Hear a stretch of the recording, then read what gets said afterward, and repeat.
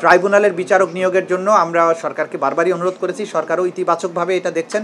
এটা অলমোস্ট চূড়ান্ত পর্যায়ে আছে। আশা করছি আগামী সপ্তাহের প্রথম দিকেই ট্রাইব্যুনাল পুনর্গঠিত হয়ে যাবে। আজকে যে 3টা অভিযোগ জমা হয়েছে তার মধ্যে প্রথমটি হচ্ছে শাহজাহান নামে 22 বছরের একজন যুবক। সে একটা ছোট কোম্পানিতে চাকরি করত। তার বাড়ি হচ্ছে ময়মনসিংহের ধোবাউড়া উপজেলায়। 19 জুলাই তাকে মহাখালীতে, বনানী এবং মহাখালীর মাঝামাঝি জায়গায় পুলিশ তাকে গুলি করে হত্যা করে। তার 3টা গুলি লাগে, 2টা তার পেটে, একটা তার পায়ে। গুলি করার পরে লাশ ঢাকা মেডিকেল কলেজে নিয়ে যাওয়া হয়। সে মারা যায় 24 তারিখে, আহত অবস্থায় চিকিৎসাধীন থাকা অবস্থায় 24 তারিখে মারা যায়। তার পরিবার, তার মা থাকে গ্রামে, তার খালা এসে তার লাশ গ্রহণ করে ঢাকা মেডিকেল কলেজ থেকে 26 জুলাই। ইন্টারেস্টিং ব্যাপার হচ্ছে এই ছেলেটি মারা যাওয়ার পরে 27 জুলাই উত্তরা থানার পুলিশ বাদী হয়ে 5000 অজ্ঞাত পরিচয় বিএনপি এবং জামাতের লোকের বিরুদ্ধে এই হত্যাকাণ্ড সহ আরেকটি ছেলের হত্যাকাণ্ডের দায়ে মামলা দায়ের করে। সেটার ব্যাপারে আজকে এই নিহত যে শাহজাহান তার খালা এসে আমাদের ট্রাইব্যুনালের প্রসিকিউশন টিমের কাছে অ্যাজ ওয়েল অ্যাজ তদন্ত সংস্থার কাছে অভিযোগ দায়ের করে। এই ছেলেটির লাশ গ্রহণ করে যখন গ্রামের বাড়িতে নিয়ে যাওয়া হয় সেই সময়ে তার গ্রামের আওয়ামী লীগ ছাত্রলীগের লোকেরা এই ছেলেটির কোনো জানাজা করতে দেয়নি। বলেছে যেহেতু পুলিশের গুলিতে মারা গেছে আমরা তার কোনো জানাজা করতে দিব না। তার জানাজা সাধারণভাবে কেউ করতে পারেনি, গোপনে ঘরের মধ্যে মাত্র কয়েকজন আত্মীয় স্বজন দাঁড়িয়ে কোনো রকম একটা জানাজার মতো করে তাকে দাফন করা হয়। এই বিষয়ে অভিযোগ করে আজকে এখানে একটা অভিযোগ দায়ের করা হয়েছে। এটা শাহজাহানের ক্ষেত্রে। এখানে অভিযুক্ত সংখ্যা 39 জন। আমরা এটা সবগুলো নোট করিনি। দ্বিতীয় ঘটনার জন্য আজকে যেটা এসেছে সেটা হচ্ছে শাকিল হোসেন। সে মানারাত ইন্টারন্যাশনাল ইউনিভার্সিটির বিবিএর ছাত্র ছিল। তার গ্রামের বাড়ি হচ্ছে লক্ষ্মীপুর। টঙ্গীতে সে থাকতো। 18 জুলাই উত্তরা পূর্ব থানার সামনে তাকে বুকে গুলি করে হত্যা করে পুলিশ।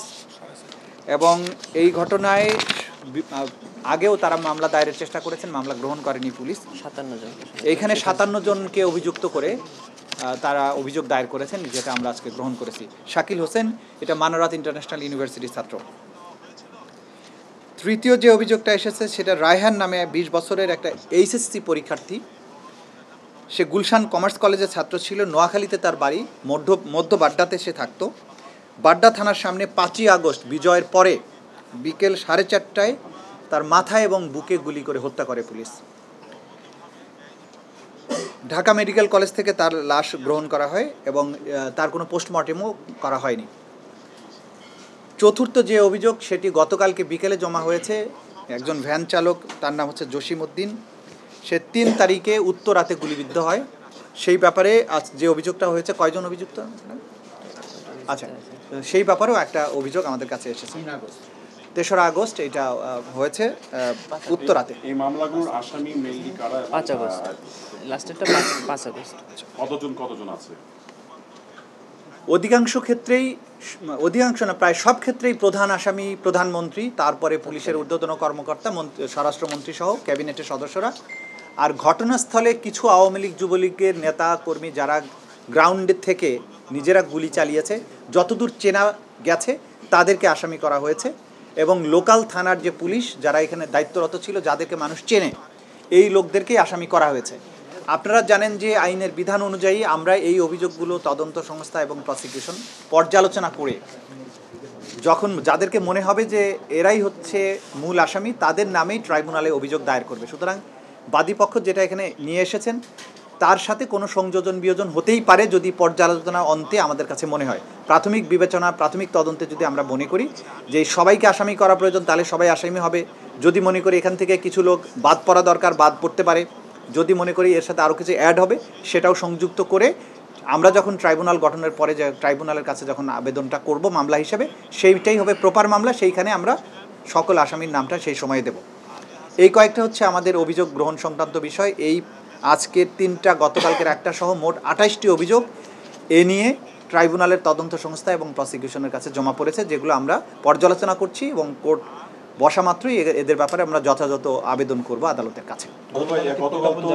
তদন্ত সংস্থা গঠিত হলো, ফলে তো এখন আপনার যে অভিযোগগুলো দেওয়া হয়েছে সেটার তদন্তে গতি পাবে, শুধু ট্রাইব্যুনাল গঠনটা বাকি।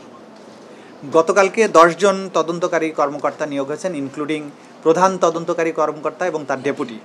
এটা সহ নিয়োগপ্রাপ্ত হয়েছেন আমরা জেনেছি প্রজ্ঞাপনের মাধ্যমে এবং মিডিয়ার কল্যাণে। আমরা এখন অপেক্ষা করছি যেটা আমাদের জন্য সবচাইতে বেশি জরুরি, সেটা হচ্ছে ট্রাইব্যুনালের নিয়োগ। ট্রাইব্যুনালের বিচারক নিয়োগের জন্য আমরা সরকারকে বারবারই অনুরোধ করেছি, সরকারও ইতিবাচকভাবে এটা দেখছেন। এটা অলমোস্ট চূড়ান্ত পর্যায়ে আছে। আশা করছি আগামী সপ্তাহের প্রথম দিকেই ট্রাইব্যুনাল পুনর্গঠিত হয়ে যাবে।